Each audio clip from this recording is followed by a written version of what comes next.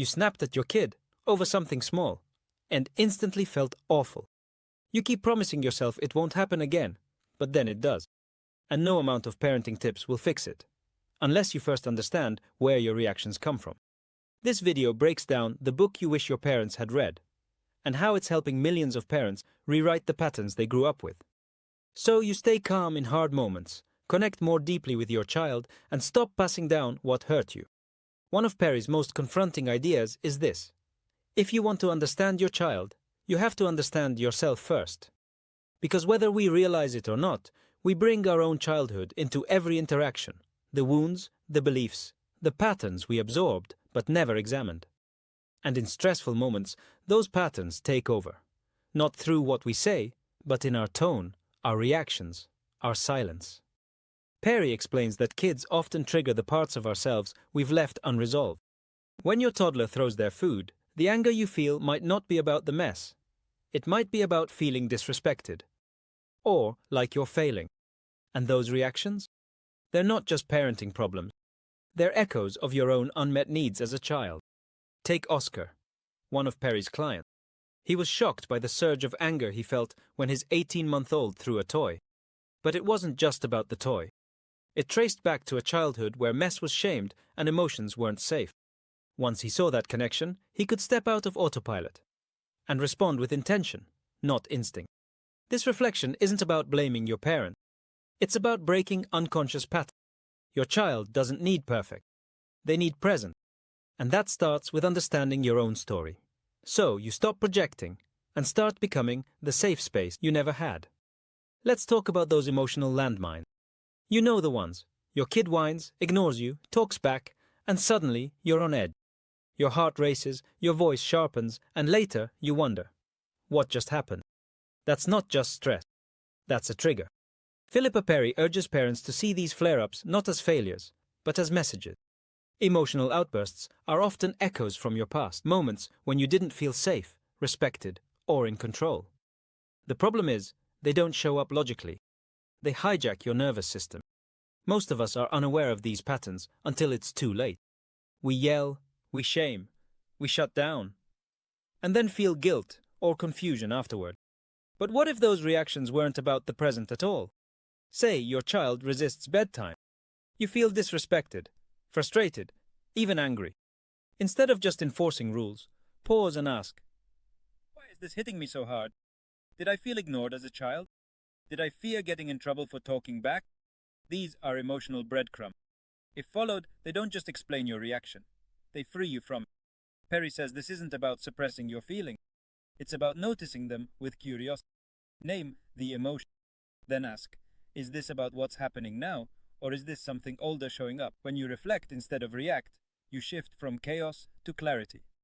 You model emotional intelligence, showing your child how to handle big feelings without shame. And that's the gift, not just breaking the cycle, but building something better in its place. A home where emotions are explored, not feared. A parent who doesn't pretend to be perfect, just present and aware. What do kids really need to thrive? According to Philippa Perry, it's not expensive toys, perfect routines, or flawless parents. It's the environment, the emotional atmosphere you create every day. Perry uses a powerful analogy. Raising a child is like growing a tree. A tree doesn't just need sunlight. It needs rich soil, clean water, space to breathe, and the absence of toxins. Without these, it might still grow, but it won't flourish. Children are no different. And here's the myth she breaks. The perfect family isn't required. Whether parents live together or apart, whether there's one caregiver or three, none of that defines a child's emotional health. What matters most is the quality of the relationships they are immersed in. That starts with you. Are you emotionally available? Do you apologize when you mess up? Do your children know they can come to you without fear? But it also extends beyond you. Perry points to the importance of a strong relational web, positive connections with grandparents, friends, neighbors, teachers. Children thrive when they are surrounded by warmth, consistency, and kindness. And here's something freeing. Even conflict can be part of a healthy environment. When kids see arguments handled with honesty and repaired with care, they learn that love isn't fragile. It's resilient. So don't stress about the picture-perfect life. What truly matters is whether your child feels safe, seen, and supported. Not just when things are easy, but especially when they're not. Create a space where emotions are okay, where vulnerability isn't punished. That's how children develop roots. Deep, unshakable ones. Because the right environment doesn't have to be perfect. It just has to be real and filled with love that shows up every single day.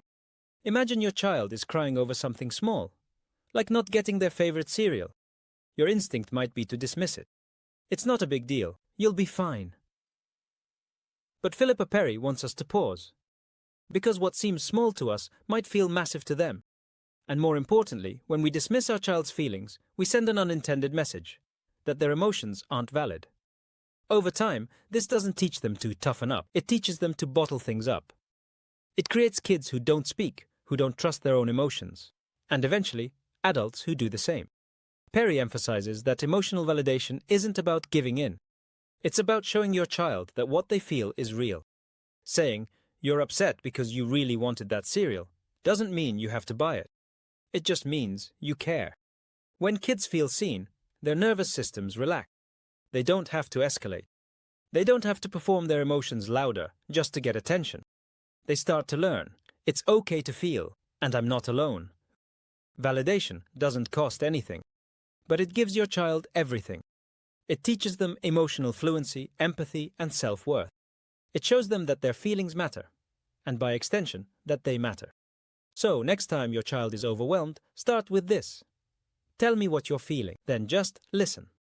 That's the work, and that's the gift. Before kids can talk, read, or reason, they feel.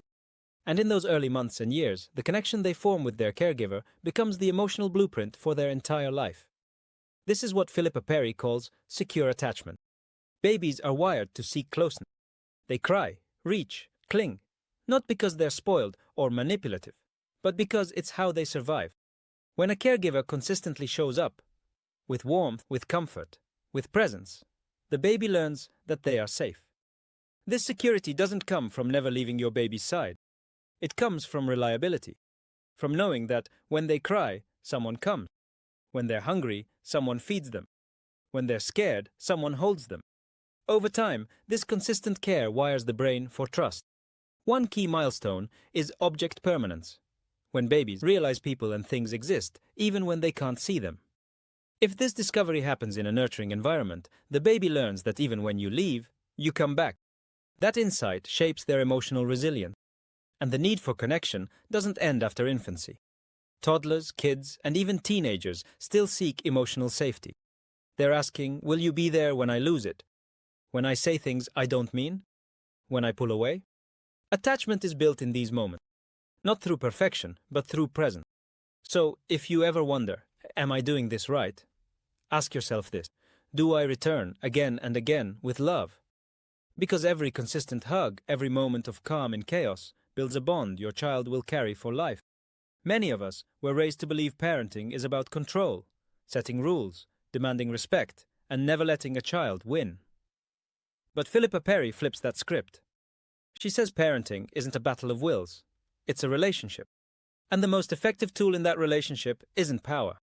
It's empathy. Control might get short-term obedience, but empathy builds long-term trust. And trust creates influence that lasts far beyond childhood. Think about the last time your child refused to listen. Maybe you felt disrespected, frustrated, powerless. It's easy to react with punishment or lectures. But Perry invites us to do something different. Get curious. What's going on beneath the behavior? When we approach misbehavior with empathy, not indulgence, but understanding, we model self-regulation. We teach our children that emotions aren't threats, that they can be felt, named, and managed without shame. Perry outlines 4 emotional skills that help parents lead with empathy: frustration, tolerance, flexibility, problem-solving, and perspective-taking. These aren't just skills to teach. They're ones we demonstrate. Empathy doesn't make parenting easy, but it makes it real. It invites us to grow alongside our kids, not above them. And in the long run, empathy doesn't just raise better kids. It helps us become better people. If there's one message from Philippa Perry's book, it's this: parenting isn't just about shaping your child. It's about reshaping yourself. It's not about getting every moment right. It's about being willing to reflect, repair, and reconnect. Perry reminds us that we don't have to be perfect. We just have to be present. And when we make mistakes, we don't ruin our kids. We model how to own them. You don't need more parenting hacks. You need self-awareness. You need empathy. You need space to ask yourself, what do I bring into this relationship? And what can I change? This book offers tools. But more than that, it offers hope. Hope that it's never too late to build connection. Never too late to understand your child. Never too late to understand yourself. If this resonated with you, I highly recommend listening to it. The audiobook is available for free on Audible with a trial, and I've linked it below. Let's raise a generation that feels seen, heard, and deeply loved, starting with us.